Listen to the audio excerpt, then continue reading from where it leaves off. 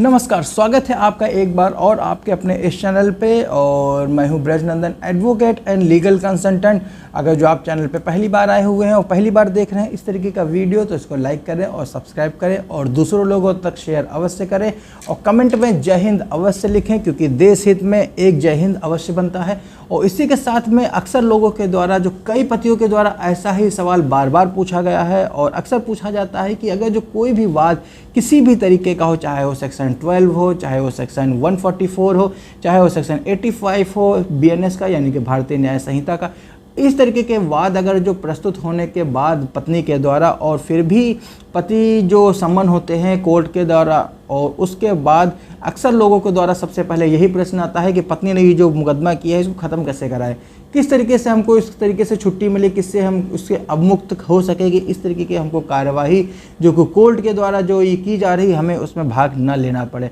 क्योंकि जिस व्यक्ति ने कभी कोर्ट नहीं देखा है, कभी थाना नहीं देखा है, कभी उसके लिए इस तरीके से अगर जो कोई भी किसी भी प्रकार से कोई एक्टिविटी उसके विरुद्ध कारित हो जाती है तो उसके लिए किसी भी ये तांडव से उसके लिए कम नहीं है। किस प्रकार पत्नी उसके लिए परेशान करती है, तो वो अंत में किसी भी प्रकार से वो यहाँ तक भी कहते हैं कि कुछ भी करिए, किसी भी प्रकार से करिए, जो वाइफ के द्वारा इस तरीके से झूठी एक्टिविटी या झूठे केसेस जो फाइल किए गए हैं हमको उनसे आज़ादी दिलवाइए। हमारी क्योंकि समाज में अच्छी खासी छवि बनी हुई है और उस छवि को हम धूमिल नहीं करना चाहते, और पत्नी का ये प्रयास है कि पति की और उसके रिश्तेदारों की जो भी जितनी भी छवि बनी हुई है समाज में उसको धूमिल किया जाए। और इसके उपरांत वो अलग अलग तरीके से अलग अलग विचार रख के उसमें पति के ऊपर दबाव बनाया जाता है, जो दबाव के अंतर्गत फिर पत्नी जो कहेगी वो पति कहेगा, और यही हद तक यही कहीं प्रयास रहता है। और कहीं कहीं मैंने ये भी देखा है, क्योंकि कुछ पत्नियां या कुछ लोगों का ये भी मंतव्य, उनका ये मत रहता है कि जो हम कह रहे हैं वो पति माने, उसमें कोई सवाल जवाब ना करे, क्योंकि सुप्रीमेसी ऑफ द वाइफ को मेंटेन रखते हुए इस तरीके से एक्टिविटी बिहेवियर कारित किया जाता है,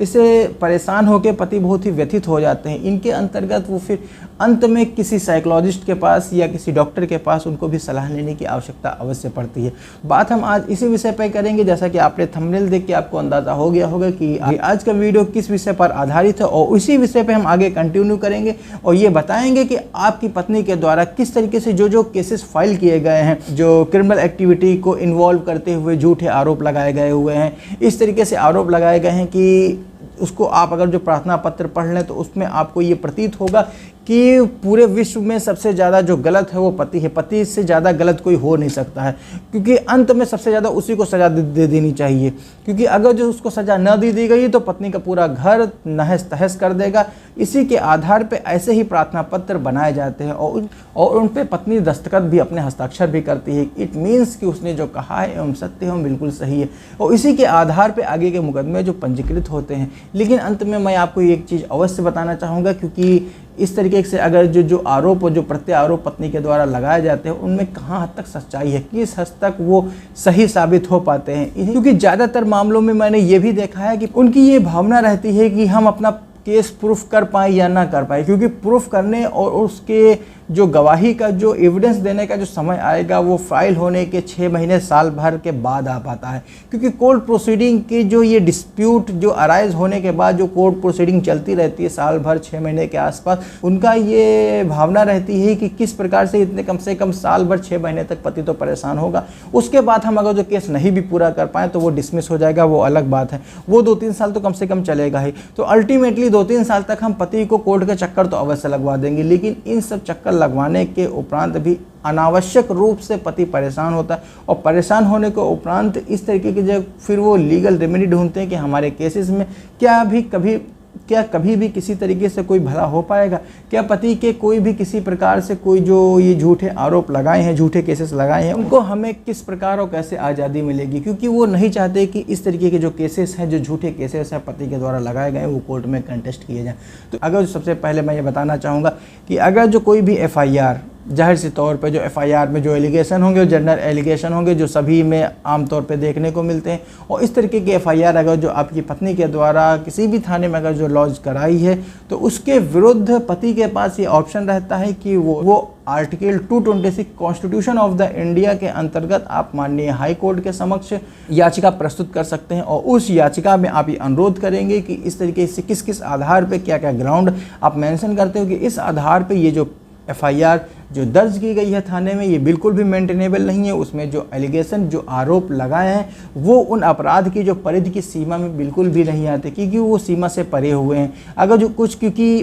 क्योंकि हर एक सेक्शन, हर एक अपराध, हर एक धारा का एक इंग्रेडिएंट्स है, वो इंग्रेडिएंट्स जब तक फुलफिल नहीं होगा तब तक वो अपराध नहीं बने। इसके उपरांत माननीय न्यायालय, जो कोई भी न्यायालय हो लोअर कोर्ट की, वो आपकी फाइल में यानी कि आपकी पत्रावली जो पत्नी के द्वारा प्रस्तुत की गई है उसमें किसी भी प्रकार से कोई भी आगे की कार्यवाही अग्रसारित नहीं की जाएगी। और इसी के साथ में अगर जो फिर भी अगर जो कहीं कुछ लगता है कि आपकी पत्नी के द्वारा जो तथ्य, जो फैक्ट जो लिखे गए हैं या जो लगाए गए हैं, जो भी आरोपित किए गए हैं आपके ऊपर, अगर जो आपको लगता है किसी भी तरीके से कोई भी वाद अगर जो वो क्वैश होने वाला नहीं है, तो अगर जो उसमें चार्जशीट भी आ चुकी है और सम्मन भी हो चुके हैं आप, तो इसके उपरांत फिर भी आपके पास एक ऑप्शन अवेलेबल रहता है। क्योंकि पत्नी की ये मनसा है कि आपको 2-3-4 साल हम कोर्ट के चक्कर अवश्य लगवा देंगे, क्योंकि आपकी पत्नी को ये लगता है कि आप जो हैं वो सही पर्सन नहीं है। आप अगर जो कोर्ट के चक्कर लगा देंगे तो आप बिल्कुल ठीक हो जाएंगे। तो उसकी इस भावना को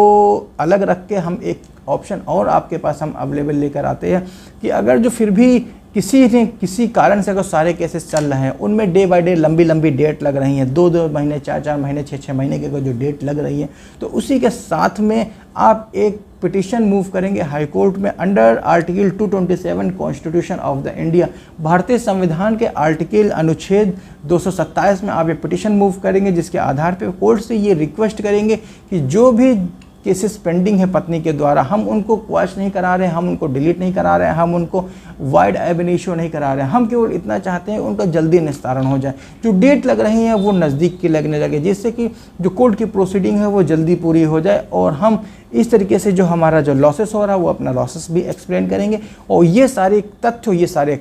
जो फैक्ट हैं माननीय न्यायालय आपके जो प्रार्थना पत्र में अंकित होंगे, उसी पर विचार करते हुए अगर जो आपके तथ्य, आपके फैक्ट पे माननीय न्यायालय अगर जो सहमत हो जाती है तो आपके फेवर में आदेश पारित कर देगी, जिसमें आपके जो वाद हैं और पत्नी के द्वारा जो भी वाद प्रस्तुत किए गए हैं उनको स्पीडी ट्रायल यानी कि उनका जो ट्रायल है वो स्पीड अप करके, जल्दी करके उसको निस्तारण करने का प्रयास किया जाएगा। या यहाँ तक भी देखा गया है कि जो माननीय उच्च न्यायालय है वो लोअर कोर्ट को ये आदेशित कर दे कि सच एंड सच केसेस है उसको सच एंड सच पीरियड यानी कि 2 महीने, 4 महीने या 10 दिन में, जैसे कि कोर्ट की परिस्थिति हो उसके अनुसार इतने दिन में उसको निर्णित करें। और आज का वीडियो इतना ही है, यहीं तक ही है। और अगर जो आपने वीडियो अंत तक देखा है, पूरा देखा है, तो उसको सब्सक्राइब अवश्य कर लें, क्योंकि इसी के साथ में, इसी के आधार पे ऐसी ही जानकारी आपको भविष्य में मिलती रहे। और लाइक करें, कमेंट में जय हिंद अवश्य लिखें और इस तरीके की जानकारी दूसरे लोगों तक पहुंचाने के लिए इसको शेयर अवश्य करें, जिससे ज़्यादा से ज़्यादा कम्युनिटी एट लार्ज को उसको फ़ायदा मिल सके। क्योंकि सही समय पर सही जानकारी